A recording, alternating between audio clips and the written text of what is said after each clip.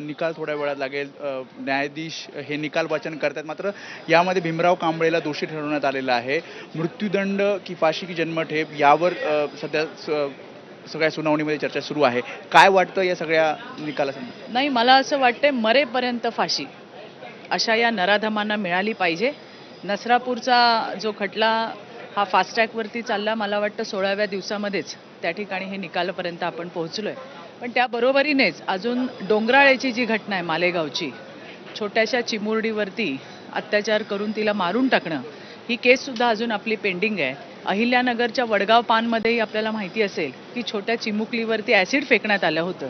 यासुद्धा अत्यंत महत्त्वाच्या घटना आहेत आणि त्यामुळे मला असं वाटतंय की ज्या पद्धतीने नसरापूरचा हा निकाल लागला आहे, त्याच पद्धतीने याही केसेसमध्ये लवकरात लवकर फास्ट ट्रॅकमध्ये घेऊन त्या केसेसचा निकाल लागला पाहिजे. ही विकृती ठेचायचं काम हे आपल्या सगळ्यांना करावं लागणार आहे. न्यायदेवतेचे आभार मानते की दोषी तर ठरलाय, परंतु येणाऱ्या जे आता निकाल वाचन होत आहे त्यामध्ये मरेपर्यंत फाशी अशा पद्धतीचं शिक्षा त्या ठिकाणी मिळाली. आरोपीला 7 मुली आहेत, पत्नी आहे, मात्र कोणीही त्याची बाजू घेतली नाही आणि त्याचा इतिहास बघता त्याला फाशी द्यावी असं सरकारी बघा, असं आहे की हा आरोपी जो आहे हा 2 केसेसमधून याच्या आधी सुद्धा हा बाहेर निघालेला होता.